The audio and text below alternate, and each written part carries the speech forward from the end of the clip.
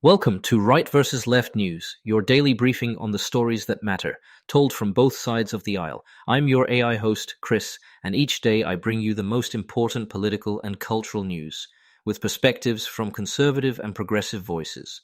No spin, no agenda, just the facts and the opinions that shape our national conversation. Let's dive in. Quick overview of what we're covering today. The US Navy disables and seizes an Iranian-flagged cargo ship near the Strait of Hormuz, a move that shakes new talks in Pakistan and jolts oil markets.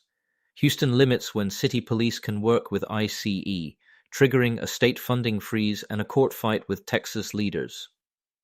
Massachusetts signs a sweeping cannabis overhaul into law just ahead of 420, its monthly filing day at the FEC, and AI-linked political money is suddenly a big 2026 storyline. And the dispute between Colombia and Ecuador escalates again, as Colombia's president vows a lawsuit and both sides ratchet up tariffs. Before we jump into today's stories, a quick word from our sponsors. This episode is brought to you by Family GPT, the AI chat platform actually designed for kids. If your children are curious about ChatGPT, but you're worried about what they might see, Family GPT gives you full parental controls, content filtering, and the ability to align responses with your family's values. Whether Christian, Muslim, Jewish, secular, and many more. Monitor every conversation, set usage limits, and let your kids explore AI safely. No ads, no data selling, complete privacy. Sign up free at familygpt.chat. Thanks to our sponsors for supporting Right versus Left News. Now, let's get to the headlines. American forces intercepted the Iranian-flagged cargo ship Tuska in the Gulf of Oman on Sunday, April 19th, after disabling its engine room. The ship had allegedly tried to breach a new U.S. naval blockade. Reports say the move immediately clouded President Trump's plan to send negotiators to Islamabad for another round of talks between the U.S. and Iran. Iran's military called the seizure piracy and threatened a response. Oil prices jumped roughly 6% as trading opened. U.S. Central Command, CENTCOM, released imagery of the boarding, and night vision video of the operation aired widely. The broader stakes at Hormuz loomed large. About a fifth of the world's oil typically flows through that strait. From the right, retired General David Petraeus argues Iran's military has been dramatically degraded, but urges caution amid the blockade and Hormuz tensions. The seizure is framed as necessary to enforce freedom of navigation and to keep Tehran at the table. Some also say markets will stabilize if Iran stops menacing shipping and negotiates in good faith. From the left, progressive voices highlight escalation risks, questions about the legality of a unilateral blockade, and the knock-on effects for consumers through higher energy prices. They tie oil swings and diplomatic frictions to the administration's Iran strategy, warning that a misstep could upend fragile regional ceasefires and derail talks. Many also press for congressional oversight and a clear endgame before actions that could widen the war. Houston approved an ordinance limiting when city police may cooperate with immigration and customs enforcement, especially on administrative warrants, and the state fired back. Governor Greg Abbott's office threatened to pull more than $110 million in public safety grants unless the city repeals the measure. Texas Attorney General Ken Paxton also sued. Local coverage says funds tied to police, fire, and even 2026 World Cup security were frozen. By Thursday, the mayor cancelled a special repeal meeting, saying the state extended its deadline from April 20th to April 22nd. A state letter posted by the city had set the original April 20th compliance demand. From the right, conservatives argue the ordinance endangers public safety and violates Texas law, particularly after the state banned so-called sanctuary policies. They see the grant freeze as leverage to ensure cooperation with federal immigration enforcement. Narrowing contacts with ICE, they contend, invites more crime and undermines the rule of law. From the left, progressives counter that local policing depends on trust with immigrant communities, and that civil ICE paperwork isn't the same as a judicial warrant. They emphasize due process concerns, local control, and the potential blowback from yanking public safety funds. Some Democrats warn that conditioning grants on local immigration policy sets a precedent that could hit city services and World Cup security far beyond immigration.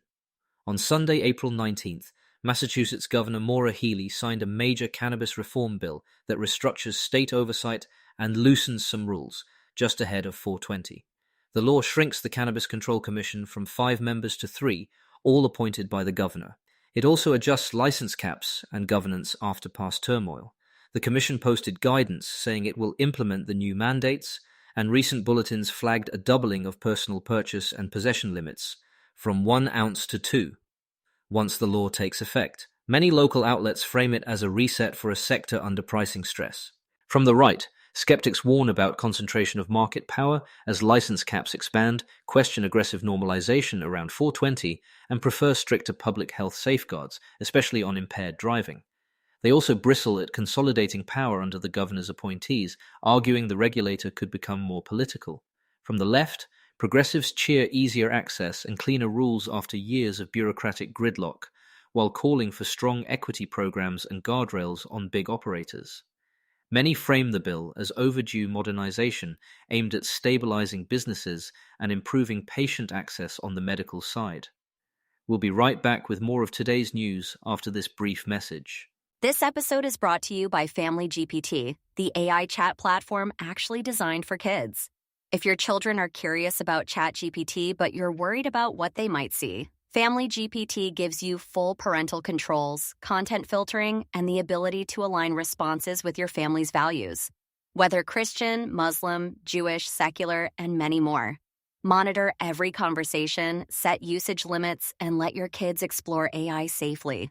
No ads, no data selling, complete privacy. Sign up free at familygpt.chat.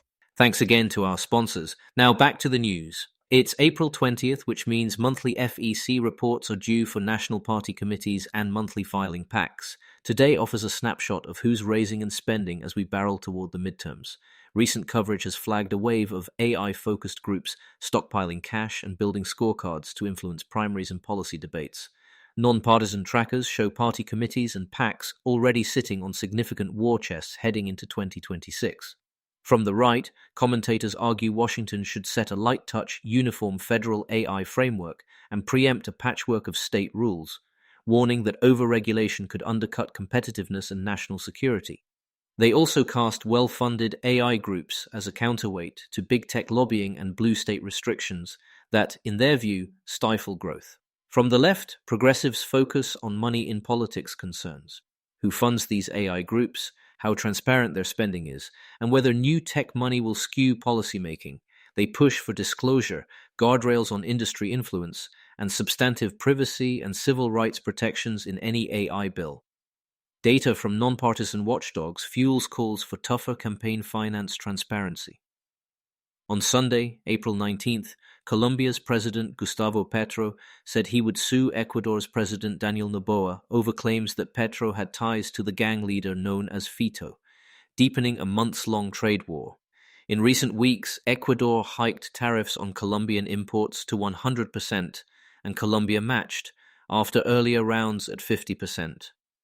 Regional outlets note tit-for-tat levies and suspended technical talks, with real risk to cross-border commerce and the Andean community framework. From the right, conservative commentary stresses border security, narco-trafficking, and the need for hard deterrence, often praising Noboa's crackdowns and pressing Bogotá to cooperate more tightly on counter-narcotics. They argue the short-term trade pain is the cost of restoring order and curbing cartel flows.